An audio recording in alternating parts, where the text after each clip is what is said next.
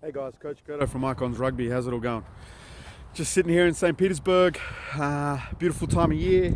Not, it's freezing, but you go where the rugby goes. So that's where I am, guys. It's a pleasure to be here with you today because I had a post up the other week, training versus talent, which sparked some conversations between some coaches who I know in the league arena, who coach in New Zealand and also, around the world and stuff like that. And they've asked me a question around how do you handle pressure? Not as a coach, but how do you teach it to teams? Because we hear it all the time. Teams go through a season and they absolutely kill it. They come to the big dance and they crumble. Or a player will be a huge talent and great player, but crumble under pressure. And the secondary question to that was, is this a talent or can you train for it? Now, 100% you can train for it. 100%. Let's squash that on the head. Handling pressure is not a talent, in my opinion. Handling pressure comes from things you've gone through in your life, situations you've been through in the past. So some people can sit in the eye of the storm and be ridiculously calm and make clear, focused decisions. Other people panic and go, holy crap, there's a storm around me. This could happen and that could happen and this could happen, and crumble. That's for me what happens when players make bad decisions on the field in high pressure situations, is they're not clear and not calm in their environment because of they stress about the what ifs and what ofs. Okay, so I guess, how do you train that? How do you look at that? So for me, it's around as a coach, what you can give to a player is in around, we'll deal about drills in the second, but I think the primary way to kind of help this and handle this would be, kind of helping that player one-on-one. So you would identify this in drills, you would identify this in, gameplay and stuff like that a player is really struggling to make decisions or good decisions, even though they've got the ability to perform the better decisions. And, I'd say this a lot because the things you can do is you want to kind of talk to the player on a basis of why they made those decisions. And I don't mean as in what were they thinking, like what most coaches do, and go, why'd you do this, why'd you do that? Ask them what they saw. Okay, so in the field, what pitches did you see to make that decision? Get the player to look at every situation from a different context. So if I'm a playmaker and I should have passed and I kicked. Okay, what did he see? Why did you kick? Oh, someone called. Okay, what did they call? Where did they call? How did they call? So you go from a player situation who's infected by information versus a player who goes, well, I saw the fullback was here, so I thought this was on. Then you become a coach and player relationship where you can go, well, mate, it probably is on, but if you did this and passed, then the fullback would actually come here and it would create a secondary option. And then the player goes, okay, cool. So the next time he sees that picture on the field or in training, he will analyze it different in his thought process. So instead of asking a player, what were you thinking? Why did you do that? Ask them what they saw. Ask them what influenced their decision.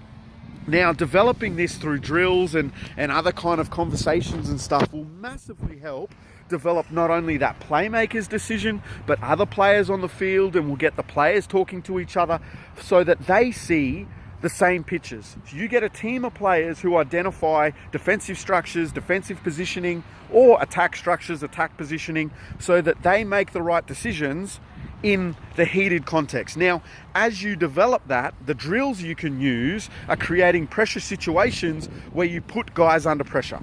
So you give them scenarios of like countdown timeframes, or give them huge responsibility of every time we do this, massive punishment, so that they feel the heat of the team based on their decision making. Now, this would come down to your coaching style and your coaching mechanisms. I'm more of hey, make mistakes, we're going to do this, to force guys to up their standards. Okay, that works for me.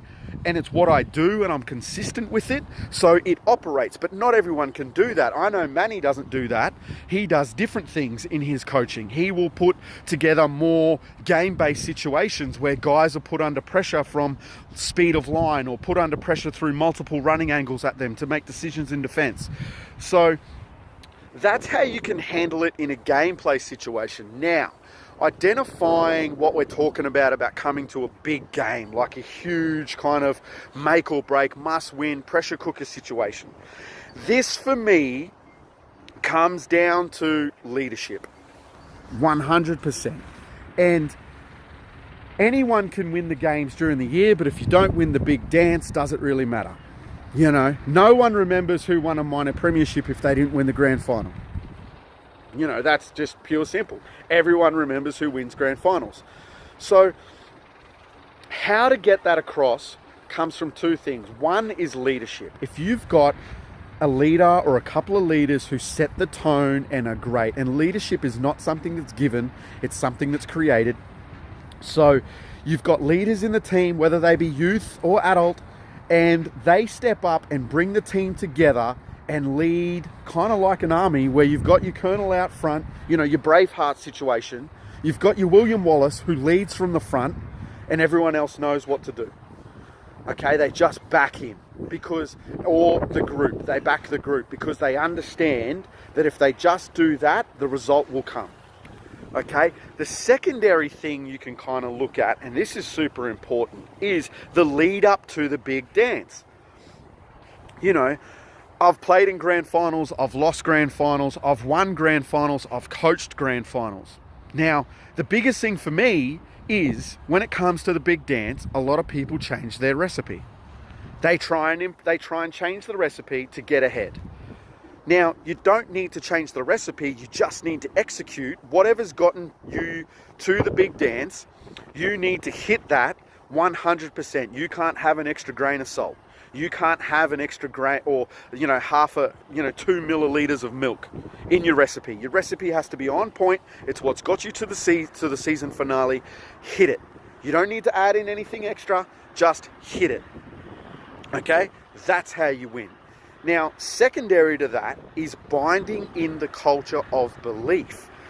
Now, I've heard huge stories, and one of the biggest stories I've heard is of a mindset coach who was working with the Manly Sea Eagles back when they played Melbourne Storm in the grand final. I can't remember how many years ago, but I remember the story. And he sat down with these guys a week out and got each player to stand up in their seat and say why, and had the team talk about why they are so excited to play with that guy that year, or that game. It was that game.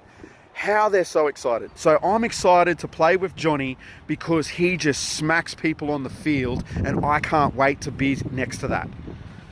Now, what that created in the whole team situation is all of a sudden each player felt as though they were ridiculously important to the team. And each other player then gave why that person was important to the team. So they were looking for it. It created a sense of kind of belief and ownership and excitement that everyone contributed in their own way. Everyone brought a particular skill set. Everyone had things to give to the team. And together, they were all super excited about giving that on the field, and people knew what they had to show up with to perform. Now, Manly went on to pump Melbourne by like 40 or something like that. It was a ridiculous grand final. You know, even though Melbourne had been smashing it all year.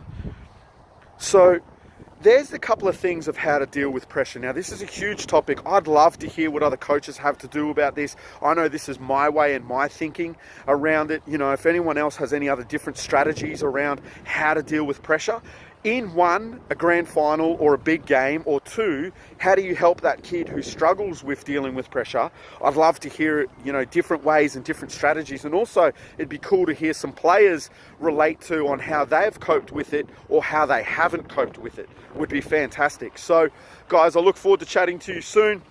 That's me in the freezing cold here in St. Petersburg. It's Coach Curto from Icons Rugby. I'm out. Peace.